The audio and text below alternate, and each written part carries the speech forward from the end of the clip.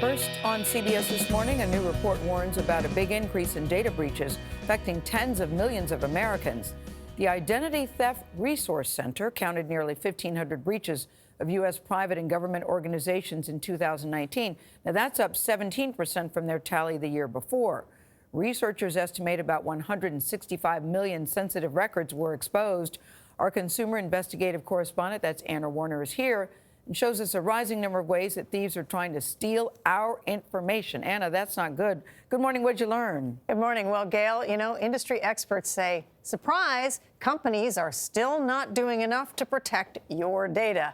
You and I may not remember this, but in 2018, the group says the total number of data breaches actually dropped. But now they say it was a blip, which means more people may face the experience of one Detroit resident we spoke to. I got a letter in the mail from Barclays Bank, and the letter said that my line of credit application was denied.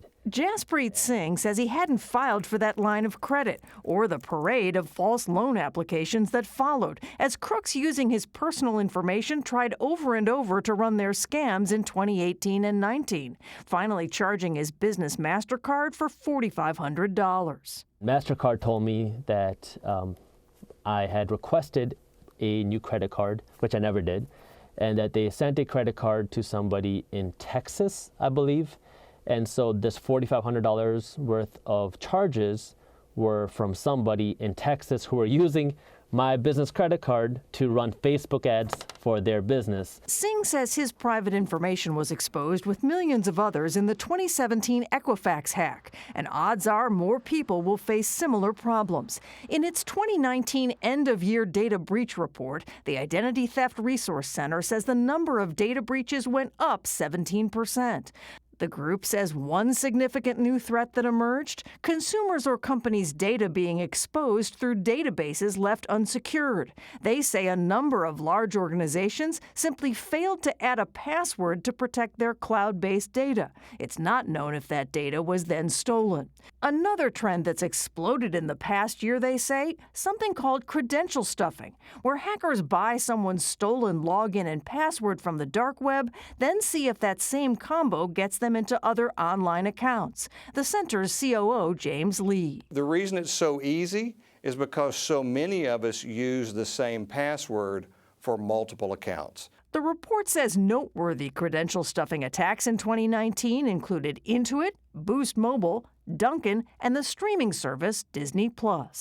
Singh says the experience was a good learning lesson, despite having to fight the identity thieves for more than a year. I try to stay happy. I try to find the good in everything, because you can't change what happens, but you can change how you react to it.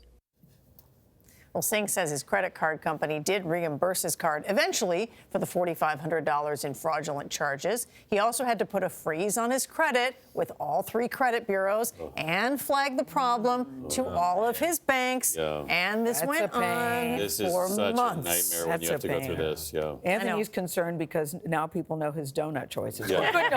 You can reach is really alarming. So what Boston cream, Anthony, that's all I'm saying. What else can we do to protect our data? So here's the thing. We keep saying this, right? Yeah.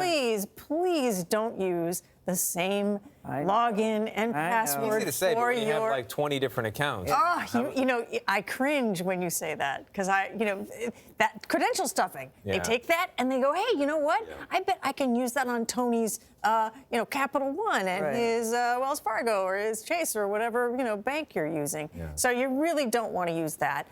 You want to contact your banks. You want to place those freezes on your credit. If you're a victim of identity theft, report it to law enforcement. But it's a lot of work, so try to avoid it in the first place. Yeah, but it's a lot more work on the other side. Yeah. Right. Yeah. But who knew there was an Identity Theft Resource Center? Yes, Anna, and they will help thank you. And they will help you. You can resources at their website. Very good to know. Anna, thank you very much.